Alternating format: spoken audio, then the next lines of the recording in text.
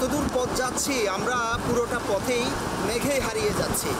এই রাস্তাটি শিলং কিংবা দার্জিলিংয়ের চাইতে কোনো অংশে কম নয়। বাংলাদেশের এই অংশটি থানসি থেকে প্রায় 2 ঘন্টা গাড়ি চালানোর পর আমরা এসে পৌঁছেছি, যেটি বান্দরবান শহর থেকে প্রায় 140 কিলোমিটারেরও বেশি দূরত্ব। খুব কাছেই মিয়ানমার সীমান্ত। দুর্গম এই সীমান্তেই সীমান্ত সড়ক করছে বাংলাদেশ সেনাবাহিনী, যেটি এখনও বাংলাদেশের কোনো পর্যটকের জন্যই উন্মুক্ত হয়নি।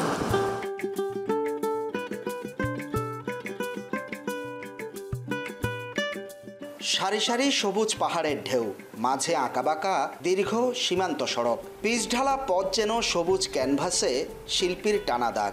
সবুজ প্রকৃতি, বুনো হাওয়া, পাখির কলকাকলি, জুম চাষের দৃশ্য তৈরি করেছে অবিকল এক সুইজারল্যান্ড নয়তো কাশ্মীর। 3 পার্বত্য জেলার এসব দুর্গম সীমান্তে এখনও পৌঁছেনি কোনো পর্যটক।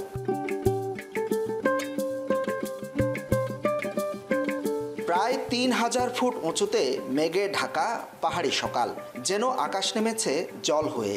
নিঃশব্দে মেঘ ধোঁয়ার মতো ছুঁয়ে যাচ্ছে গাছের ডালপালা। বান্দরবান মিয়ানমার সীমান্তে ভোরবেলার এই দৃশ্য কোনো স্বপ্ন রাজ্যের।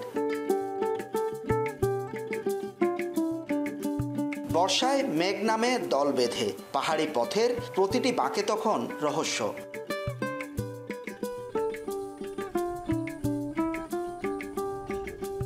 বান্দরবান রাঙামাটি খাগড়াছড়ি সীমান্তের এই সৌন্দর্যের ভাষা শুধু চোখে দেখার নয়, হৃদয়ে রাখার। এরকম পরিবেশ এরকম উপরে আর কোনো টিভিতে বা কোনো ভিডিওতে আমি দেখি নাই। এটা মনে করেন যে বাংলাদেশে আমরা এখানে এসে একটা আবিষ্কার করলাম, কোনো একটা নতুন জায়গা। আমরা যারা আসছি তো একটা অন্যরকম একটা ভাইব পেয়েছি, অন্যরকম একটা ফিল পেয়েছি। আমরা যখন দাঁড়িয়ে আছি এখানে, বাংলাদেশের চট্টগ্রামে বলেন, কক্সবাজার বলেন, সূর্য একেবারে রৌদ্রোজ্জ্বল পরিবেশ। এখানে মনে হচ্ছে যে আমরা কোনো শীতের ভোরে আছি। এই দুর্গম পার্বত্য জনপদে তৈরি হয়েছে 317 কিলোমিটার নতুন সীমান্ত সড়ক। যে সড়ক শুধু এক পাহাড় থেকে আরেক পাহাড়ে পৌঁছায় না, পৌঁছে দেয় এক অভূতপূর্ব সম্ভাবনার দিগন্তে।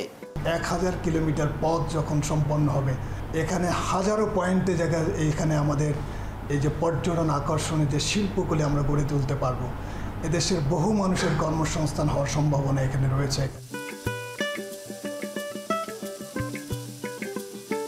কোথাও কোথাও আপনাকে থামতে হবে অপরূপ ঝর্ণার শব্দে। পাথরের বুক চিরে নেমে আসা এসব ঝর্ণা এখানকার মানুষের বেঁচে থাকার উৎস। ঝর্ণার গা ঘেঁষে গড়ে ওঠে পাড়া, হয় চাষাবাদ। পানি মিলেমিশে তৈরি করে বিশাল নদী। জলরাশিতে পড়ে পাহাড়ের প্রতিচ্ছবি, তৈরি হয় এক জল আয়নার মায়াবী ছবি। এলাকাবাসীদের জন্য হোক বা একটা পর্যটকের জন্য হোক, এটা নিরাপত্তা দিতে গেলে তারা কঠিনভাবে অ্যাকশনে নিতে হবে। যোগাযোগ ব্যবস্থা, দ্বিতীয়ত হচ্ছে যে নিরাপত্তা, এই জিনিসটা খুবই জরুরি এখানে। পাহাড়ি এই অঞ্চলের প্রতিটি বাঁকে আছে বৈচিত্র্যময় সংস্কৃতি। চাকপা, মারমা, ত্রিপুরা, তঞ্চঙ্গা সবারই ভিন্ন ভাষা, ভিন্ন পোশাক, তবুও যেন এক অপরূপ মেলবন্ধন। এখানে জীবন চলতে থাকে প্রকৃতির সাথে সুর মিলিয়ে।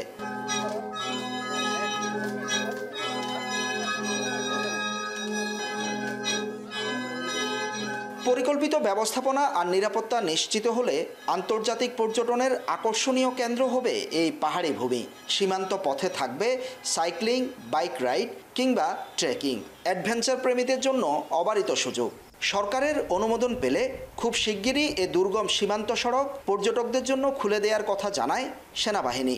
নিঃসন্দেহে পর্যটনের জন্য একটি বড় সম্ভাবনা, কারণ এখানে এটা হচ্ছে প্রকৃতি সৌন্দর্যের লীলাভূমি। প্রকৃতি দেখার জন্য বিদেশে যাই, আমরা যাব না ইনশাআল্লাহ। ভবিষ্যতে আমরা আমাদের এই দেশেই আমরা ওই রকম অবকাঠামো করে আমরা আমাদের দেশের যে আমাদের প্রাকৃতিক সৌন্দর্য সেটা উপভোগ করব।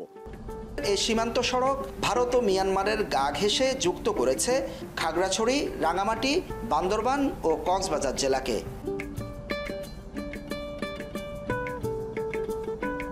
হোসাইন জিয়াদ, এখন চট্টগ্রাম।